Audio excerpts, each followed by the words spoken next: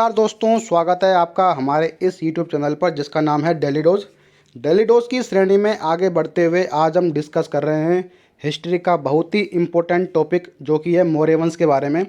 मौर्य वंश के बारे में जितने भी इम्पोर्टेंट क्वेश्चंस बन सकते हैं जो कि आने वाले एग्ज़ाम के अंदर पूछे जा सकते हैं, तो वो हम सारे क्वेश्चनों के बारे में डिस्कस करेंगे दोस्तों। तो काफ़ी ज़्यादा बेनिफिशियल आपके लिए ये वीडियो होने वाली है। शुरू से लेकर एंड तक आपको ये वीडियो पूरा देखना है दोस्तों। अगर आप किसी सवाल का जवाब पहले से ही जानते हैं तो उस सवाल का जवाब आप कमेंट बॉक्स के अंदर दोस्तों टाइप कर सकते हैं। दोस्तों चलिए शुरू करते हैं आज का हमारा मौर्य वंश के बारे में टॉपिक। शुरू करने से पहले दोस्तों मोटिवेशनल जो क्वाइट है आज का वो है, जीत और हार आपकी सोच पर निर्भर करती है। मान लो तो हार होगी और ठान लो तो जीत होगी। बिल्कुल सही बात दोस्तों। अगर आप मन से हार मान लेते हैं तो आपकी निश्चित हार है, लेकिन अगर आप मन से ही इतने मजबूत हो जाते हैं कि मुझे ये एग्ज़ाम क्रैक करना है तो 100% आप उस एग्ज़ाम को क्रैक कर सकते हैं दोस्तों। तो चलिए शुरू करते हैं दोस्तों। आज का जो फर्स्ट सवाल है, चाणक्य का अन्य नाम क्या था? जो चाणक्य था दोस्तों उसका दूसरा नाम क्या था? तो इस क्वेश्चन का जवाब हो जाएगा दोस्तों विष्णुगुप्त। तो विष्णुगुप्त जो था वो चाणक्य का दूसरा नाम था दोस्तों। बढ़ते हैं नेक्स्ट सवाल की तरफ। नेक्स्ट सवाल है दोस्तों, निम्नलिखित में से किसकी तुलना मैकियावेली के प्रिंस से की जाती है? बहुत ज़्यादा इम्पोर्टेंट क्वेश्चन है दोस्तों, प्रीवियस ईयर एग्ज़ाम के अंदर पूछे गए हैं। जितने भी सारे सवाल आपको करवाए जा रहे हैं ये सारे प्रीवियस ईयर एग्ज़ाम के अंदर पूछे गए दोस्तों। तो निम्नलिखित में से किसकी तुलना मैकियावेली के प्रिंस से की जाती है? तो इस सवाल का जवाब हो जाएगा दोस्तों कौटिल्य का अर्थशास्त्र। कौटिल्य के अर्थशास्त्र की तुलना प्रिंस के मैकियावेली से की जाती है दोस्तों। बढ़ते हैं नेक्स्ट क्वेश्चन की तरफ। नेक्स्ट क्वेश्चन है दोस्तों, बिंदुसार ने विद्रोहियों को कुचलने के लिए अशोक को कहाँ भेजा था? बहुत ज़्यादा इंपॉर्टेंट क्वेश्चन है दोस्तों, बताइएगा। तो बिंदुसार ने विद्रोहियों को कुचलने के लिए अशोक को तक्षशिला के अंदर भेजा था दोस्तों। तो इस क्वेश्चन का जवाब हो जाएगा ऑप्शन नंबर ए। बढ़ते हैं दोस्तों नेक्स्ट क्वेश्चन की तरफ। नेक्स्ट क्वेश्चन है दोस्तों, मौर्य वंश का वह शासक जिसने अपने जीवन काल के अंतिम दिनों में जैन धर्म को अपनाया था? इम्पोर्टेंट सवाल है दोस्तों, बताइएगा। तो इस सवाल का जवाब हो जाएगा दोस्तों ऑप्शन नंबर ए। ऑप्शन नंबर ए इस सवाल का जवाब हो जाएगा। बढ़ते हैं दोस्तों नेक्स्ट क्वेश्चन की तरफ। नेक्स्ट क्वेश्चन है दोस्तों, मौर्य साम्राज्य में प्रचलित मुद्रा का क्या नाम था? इम्पोर्टेंट सवाल है दोस्तों। तो मौर्य साम्राज्य में प्रचलित मुद्रा का नाम था दोस्तों पर्ण। ऑप्शन नंबर डी इसका आंसर हो जाएगा दोस्तों। बढ़ते हैं नेक्स्ट सवाल की तरफ। नेक्स्ट सवाल है दोस्तों, मुद्रा राक्षस के लेखक कौन हैं? इंपॉर्टेंट सवाल है दोस्तों, बताइएगा। मुद्रा राक्षस के लेखक कौन हैं? ऑप्शन नंबर ए अश्वघोष, बी विशाखदत्त, सी कालिदास और डी विष्णुगुप्ता। तो दोस्तों इस सवाल का जवाब हो जाएगा विशाखदत्त। ऑप्शन नंबर बी इस सवाल का जवाब हो जाएगा मुद्रा राक्षस के लेखक। बढ़ते हैं दोस्तों नेक्स्ट सवाल की तरफ। नेक्स्ट सवाल है, मौर्य काल में शिक्षा का प्रचलित केंद्र कौन सा था? इम्पोर्टेंट सवाल है दोस्तों, बताइएगा कि मौर्य काल में शिक्षा का प्रचलित केंद्र कौन सा था? इसका जवाब हो जाएगा दोस्तों तक्षशिला। इम्पोर्टेंट सवाल दोस्तों, ऑप्शन नंबर सी। मौर्य काल में शिक्षा का प्रचलित केंद्र ऑप्शन नंबर सी तक्षशिला था। बढ़ते हैं दोस्तों नेक्स्ट सवाल की तरफ। नेक्स्ट सवाल दोस्तों, मेगस्थनीज द्वारा लिखी गई पुस्तक का नाम क्या था? मेगस्थनीज ने जो पुस्तक लिखी थी उसका नाम क्या हो जाएगा दोस्तों? तो इस सवाल का जवाब हो जाएगा इंडिका। ऑप्शन नंबर डी इस सवाल का सही जवाब है दोस्तों। बढ़ते हैं दोस्तों नेक्स्ट सवाल की तरफ। अशोक के शिलालेखों में प्रयुक्त भाषा कौन सी है? इंपॉर्टेंट सवाल दोस्तों कि अशोक के जितने भी शिलालेख हैं उसमें किस भाषा का प्रयोग किया गया है? तो ऑप्शन नंबर ए इसका आंसर हो जाएगा दोस्तों। प्राकृत भाषा का अशोक के शिलालेखों में प्रयुक्त हुआ है दोस्तों। बढ़ते हैं नेक्स्ट सवाल की तरफ। नेक्स्ट सवाल दोस्तों, किस व्यक्ति को देवनाम प्रियदर्शी भी कहा जाता है? इम्पोर्टेंट सवाल है दोस्तों, बताइएगा। किस व्यक्ति को देवनाम प्रियदर्शी भी कहा जाता है? तो ऑप्शन नंबर ए इसका सही जवाब होगा दोस्तों अशोक। अशोक को देवनाम प्रियदर्शी भी कहा जाता है। बढ़ते हैं दोस्तों नेक्स्ट सवाल की तरफ। नेक्स्ट सवाल आपके सामने है, कलिंग विजय के उपरांत अशोक ने किस धर्म को अंगीकार कर लिया था? इम्पोर्टेंट सवाल दोस्तों, बताइएगा कि कलिंग विजय के उपरांत अशोक ने किस धर्म को अंगीकार कर लिया था? तो इस सवाल का सही जवाब हो जाएगा ऑप्शन नंबर ए, बौद्ध धर्म को अंगीकार कर लिया दोस्तों। बढ़ते हैं नेक्स्ट सवाल की तरफ। नेक्स्ट सवाल आपके सामने है, मेगास्थनीज ने भारतीय समाज को कितने श्रेणियों में विभक्त किया था?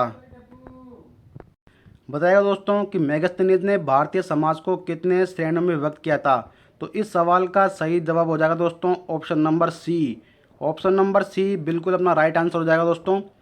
बढ़ते हैं नेक्स्ट सवाल की तरफ। नेक्स्ट सवाल है दोस्तों, कौटिल्य के अर्थशास्त्र में किस पहलू पर प्रकाश डाला है? कौटिल्य के अर्थशास्त्र में किस पहलू पर प्रकाश डाला है? इंपॉर्टेंट सवाल है दोस्तों। तो इस सवाल का जवाब हो जाएगा ऑप्शन नंबर डी, राजनीतिक विज्ञान। राजनीतिक विज्ञान के बारे में कौटिल्य के अर्थशास्त्र के अंदर प्रकाश डाला दोस्तों। बढ़ते हैं नेक्स्ट सवाल की तरफ। नेक्स्ट सवाल है दोस्तों, किस स्तंभ में अशोक ने स्वयं को मगध का सम्राट बताया है? इंपॉर्टेंट सवाल दोस्तों, बताइएगा कि किस स्तंभ में अशोक ने स्वयं को मगध का सम्राट बताया है? तो इस सवाल का जवाब हो जाएगा दोस्तों भाब्रू स्तंभ में। भाब्रू स्तंभ के अंतर्गत अशोक ने स्वयं को मगध का सम्राट बताया था। बढ़ते हैं दोस्तों नेक्स्ट सवाल की तरफ। नेक्स्ट सवाल है हमारा, अशोक के शिलालेखों को पढ़ने वाला प्रथम अंग्रेज कौन सा था? इंपॉर्टेंट सवाल है दोस्तों, बताइएगा कि अशोक के शिलालेखों को पढ़ने वाला जो प्रथम अंग्रेज था वो था दोस्तों जेम्स प्रिशेप। ऑप्शन नंबर ए इस सवाल का सही जवाब हो जाएगा। बढ़ते हैं दोस्तों नेक्स्ट सवाल की तरफ। नेक्स्ट सवाल आपके सामने दोस्तों बड़ा ही इंपॉर्टेंट सवाल है और पूछने की पूरी पूरी संभावना है। कलिंग युद्ध की विजय का वर्णन अशोक के कौन से शिलालेख में है? इंपॉर्टेंट सवाल है दोस्तों कि कलिंग युद्ध की जो विजय का वर्णन है अशोक के कौन से शिलालेख में है? तो इस सवाल का सही जवाब हो जाएगा दोस्तों ऑप्शन नंबर बी, 13वें शिलालेख के अंदर। तो इस सवाल का जवाब हो जाएगा ऑप्शन नंबर बी। बढ़ते हैं दोस्तों नेक्स्ट सवाल की तरफ। नेक्स्ट सवाल दोस्तों आपके सामने है, अशोक के अधिकांश अभिलेख कौन सी भाषा और लिपि में लिखे गए हैं? इम्पोर्टेंट सवाल है दोस्तों कि अशोक के अधिकांश अभिलेख कौन सी भाषा और लिपि में लिखे गए हैं?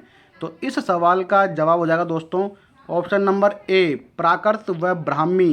प्राकृत तो दोस्तों भाषा हो जाएगी और लिपि हो जाएगी दोस्तों ब्राह्मी। प्राकृत भाषा व लिपि ब्राह्मी। तो इस सवाल का जवाब हो जाएगा ऑप्शन नंबर ए। बढ़ते हैं दोस्तों नेक्स्ट सवाल की तरफ। नेक्स्ट सवाल आपके सामने दोस्तों, श्रीनगर की स्थापना किस मौर्य शासक ने की थी? तो श्रीनगर की स्थापना दोस्तों की थी ऑप्शन नंबर डी, अशोक ने। अशोक ने श्रीनगर की स्थापना की थी दोस्तों। बढ़ते हैं नेक्स्ट सवाल की तरफ। नेक्स्ट सवाल दोस्तों, किसने पाटलिपुत्र को पोलीब्रोथा कहा था? इम्पोर्टेंट सवाल है दोस्तों कि किसने पाटलिपुत्र को पोलीब्रोथा कहा है? तो इस सवाल का जवाब हो जाएगा दोस्तों ऑप्शन नंबर ए, मेगास्थनीज। मेगास्थनीज ने ही पाटलिपुत्र को पोलीब्रोथा कहा था। बढ़ते हैं दोस्तों नेक्स्ट सवाल की तरफ। नेक्स्ट सवाल आपके सामने है, बिंदुसार की मृत्यु के समय अशोक किस प्रांत का गवर्नर था? इम्पोर्टेंट सवाल है दोस्तों, बताइएगा कि बिंदुसार की मृत्यु के समय अशोक किस प्रांत का गवर्नर था? तो इस सवाल का जवाब हो जाएगा दोस्तों ऑप्शन नंबर ए, उज्जैन। उज्जैन का गवर्नर था बिंदुसार की मृत्यु के समय अशोक। बढ़ते हैं दोस्तों नेक्स्ट सवाल की तरफ। नेक्स्ट सवाल दोस्तों आपके सामने है, बड़ा ही इंपॉर्टेंट सवाल है दोस्तों, मौर्य काल में सीता से तात्पर्य क्या है? मौर्य काल के अंदर जो सीता वर्ड था उसका मतलब क्या था दोस्तों, बताइएगा। तो बताइएगा दोस्तों कि मौर्य काल में सीता से तात्पर्य क्या है? तो इस सवाल का जवाब हो जाएगा दोस्तों ऑप्शन नंबर बी, राजकीय भूमि से प्राप्त आय। जो ये सेंटेंस है उसके लिए सीता वर्ड का इस्तेमाल किया गया था दोस्तों मौर्य काल के अंदर। बढ़ते हैं दोस्तों नेक्स्ट सवाल की तरफ। नेक्स्ट सवाल दोस्तों आपके सामने, अशोक ने श्रीलंका में बौद्ध धर्म का प्रचार प्रसार करने के लिए किन्हें भेजा था? इजी क्वेश्चन है दोस्तों, आप इस सवाल का जवाब आसानी से दे सकते हैं।